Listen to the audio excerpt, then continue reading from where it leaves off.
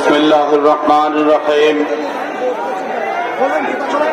বাংলাদেশ জামাতে ইসলামী যশোর জেলা কর্তৃক আয়োজিত আজকের এই সমাবেশের জনাব সভাপতি, মঞ্চ উপবিষ্ট জাতীয় নেতৃবৃন্দ, 10 দলীয় জোটের নেতৃবৃন্দ, সাংবাদিক বন্ধুগণ, যশোরের বিভিন্ন অঞ্চল থেকে আগত, শহর পাড়া মহল্লা থেকে আগত আমার সংগ্রামী ভাইরা, আসসালামু আলাইকুম। আপনারা জানেন আগামী 12 ফেব্রুয়ারি বাংলাদেশের পরিবর্তনের দিন। 12 ফেব্রুয়ারি বাংলাদেশের মানুষ নতুন বাংলাদেশ দেখবে।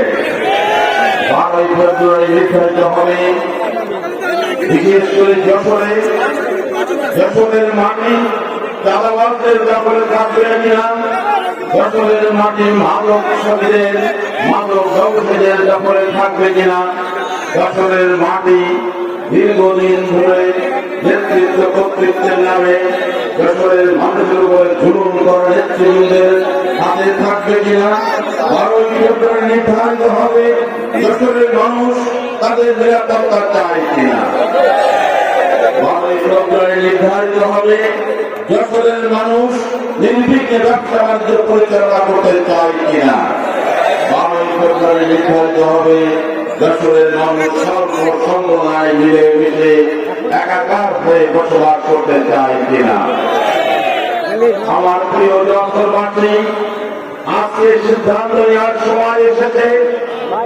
আগামীর বাংলাদেশ সর্বসাম্প্রদায়িক বাংলাদেশ হবে।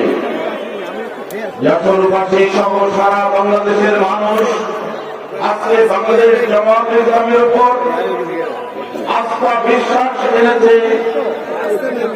এদেশের মানুষের মুক্তির জন্য, দুর্নীতিমুক্ত একটি সমাজ গঠন করার জন্য, মানবিক বাংলাদেশ গড়ার জন্য, ক্ষুধা মুক্ত দারিদ্র্য মুক্ত বাংলাদেশ গড়ার জন্য একমাত্র জামাতে ইসলামী সৎ এবং যোগ্য নেতৃত্বের দ্বারাই সম্ভব এদেশের মানুষের আগামী দিনের মুক্তি। সংগ্রামী যশোরবাসী, তাই আসুন কারোর কোন রক্ত চক্ষুর দিকে না তাকিয়ে, কারোর কোন ভয় ভীতি প্রদর্শনকে আমলে না নিয়ে আমরা যশোরের মানুষ আমাদের নিজেদের ভাগ্যকে গড়ে নিতে চাই।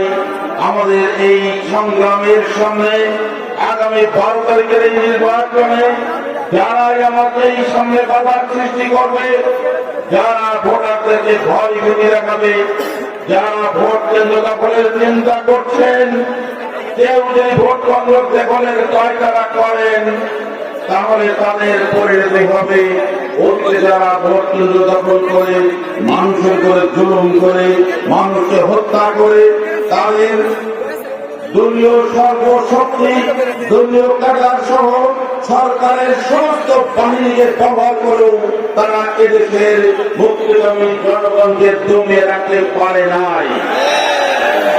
তাই আমরা স্পষ্ট বলতে চাই, আমরা সেই সন্ত্রাসীদেরকে বলতে চাই, মাদকাসক্তদের বলতে চাই, মাদক ব্যবসায়ীদের বলতে চাই, আসুন আপনারা আমাদের ভাই, আমরা অপকর্ম ছেড়ে দিই, আমরা সবাই সত্য এবং ন্যায়ের পথে আসি।